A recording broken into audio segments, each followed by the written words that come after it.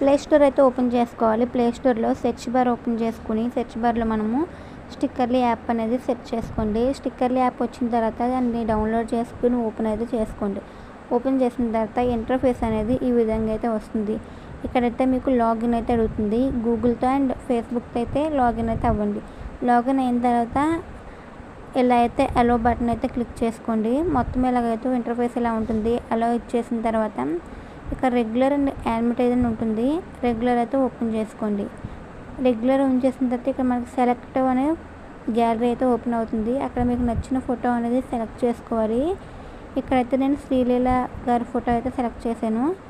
దాన్ని ఇలా చేసిన తర్వాత అక్కడ ఆల్ కట్ అని ఉంది కదా, అదైతే ప్రెస్ చేయాలి. ఆల్ కట్ నొక్కిన తర్వాత ఫోటో అనేది ఒకటి బ్యాక్గ్రౌండ్ అంతా రిమూవ్ అయితే అయిపోతుంది. ఫోటో బ్యాక్గ్రౌండ్ దాన్ని యాడ్ అయితే చేసుకోవాలి.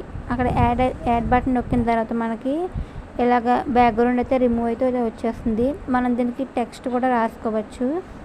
ఇక్కడ ఏదో ఒక రకంగా ఆ ఇమేజ్ బట్టి మనం టెక్స్ట్ అయితే ఇచ్చుకోవాలి.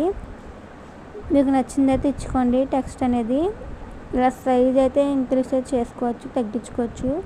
సైజ్ అనేది మనము ఎక్కువగా పెట్టుకుంటేనే ఈ పిక్చర్ అనేది మనం స్టిక్కర్ వాట్సాప్లో పెట్టినా కూడా క్లియర్గా అయితే కనిపిస్తుంది.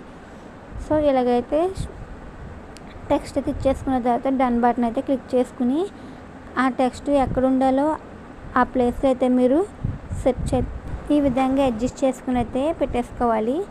మనకి బ్యాక్గ్రౌండ్ అయితే నార్మల్గా ఉంది కదా, బ్యాక్గ్రౌండ్ కూడా పెట్టుకోవచ్చు. మనం కలర్స్ అనేవి ఇక్కడ చాలా ఉంటాయి. సో మీకు నచ్చిన కలర్ అయితే బ్యాక్గ్రౌండ్కి అయితే పెట్టుకోవచ్చు. ఇలా బ్లాక్ కలర్ అయినా పెట్టుకోవచ్చు, అయితే నార్మల్గా ఏదైనా మీరు అయితే పెట్టుకోవచ్చు బ్యాక్గ్రౌండ్. ఇలా మొత్తం సెట్ అయిన తర్వాత దాన్ని సేవ్ బటన్ మీద అయితే క్లిక్ చేసుకోవాలి. సేవ్ బటన్ మీద క్లిక్ చేసిన తర్వాత కొంత టైం అయితే తీసుకుంటుంది. ఇలాగైతే వస్తుంది యాడ్ అయితే చూసుకుని రిమూవ్ అయితే చేసుకోండి. యాడ్ టు వాట్సాప్ అని ఉంటుంది గ్రీన్ కలర్లోని, అది క్లిక్ చేస్తే ఈ స్టిక్కర్ అనేది మన వాట్సాప్లోకి అయితే యాడ్ అయితే అయిపోతుంది.